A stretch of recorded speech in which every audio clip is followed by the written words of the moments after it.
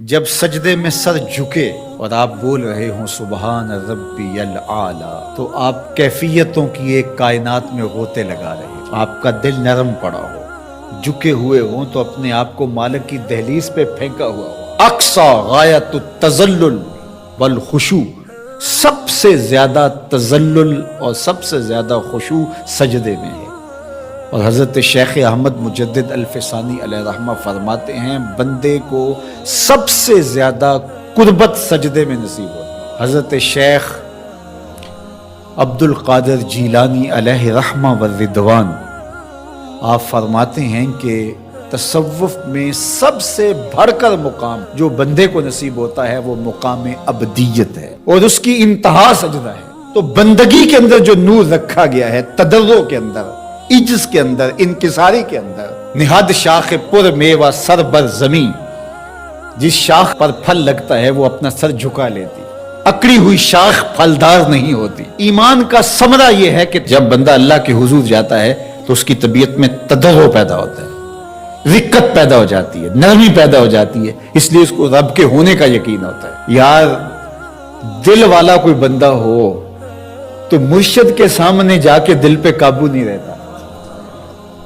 والد کے سامنے جا کے آنکھیں جھک جاتی ہیں اور دل نرم پڑ جاتا ہے، استاد کے سامنے طبیعت کے اندر رقت پیدا ہو جاتی ہے، اور یہ احساس کہ میں رب کے حضور کھڑا ہوں، یہ احساس ہی انسان کے بدن کے اوپر ایک کیفیت طاری کر دیتا ہے کہ میں کس کے حضور کھڑا ہوں۔ اللہ اکبر۔ اور حضور کے روضے پہ کھڑا ہو،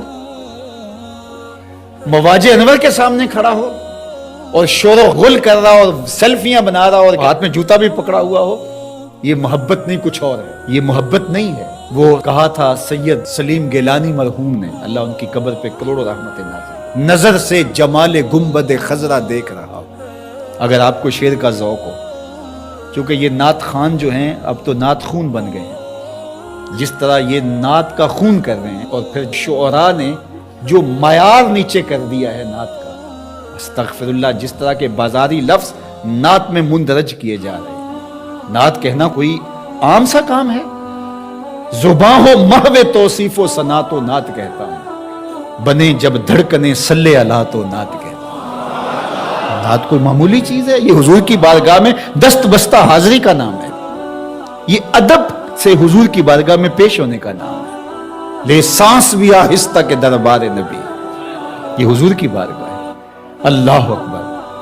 تو اب سنیے ذرا، نظر سے جمال گنبد خضرا دیکھ رہا، نظر سے جمال گنبد خضرا دیکھ رہا ہوں، میں کون ہوں کیا دیکھ رہا ہوں۔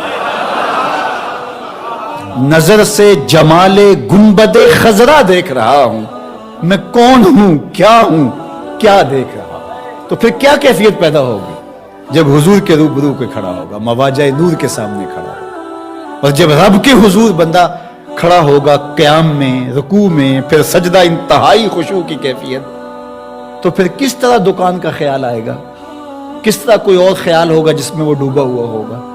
تو اگر یہ سب کچھ پھر بھی چل رہا ہے، کعبۃ اللہ کے سامنے کھڑے ہو کے بھی یہ سب کچھ چل رہا ہے، جس طرح گھر کی دیوار دیکھی ایسے کعبۃ اللہ کی دیوار دیکھی، کوئی فرق نہیں پڑا، تو پھر اس کا مطلب حلاوت ایمان نہیں، تو وہ پھر پیدا کرنا پڑے گی۔ وہ حلاوت ایمان کا نتیجہ ہے کہ یہ چیزیں نصیب ہوتی ہیں۔ اس کا پھر عملی نتیجہ جو ثمرہ ہے وہ ملتا ہے کہ اللہ کی حلال کردہ چیز کو وہ حلال سمجھے گا، اور اللہ کی حرام کردہ چیز کے قریب جا ہی نہیں سکتا، اس لیے کہ رب کی ناراضگی کا سبب ہوگا۔ برائی کے اندر کی غلاظت جب کھل کے سامنے آ جاتی ہے تو پھر برائی میں اٹریکشن ہی نہیں رہتی۔ یہ برڈ فلو کا شوشہ چھوڑا گیا 2-4 سال پہلے تو لوگوں نے مرغی کھانا چھوڑ دی، مرغوب تھی، محبوب تھی، لذیذ تھی، گلی گلی بک رہی تھی، لیکن کاروبار ٹھپ ہو کے رہ گیا ایک وہم کی بنیاد پر کہ یہ بیماری پیدا کرتی ہے، لذت کام و دہن کو ترک کر دیا۔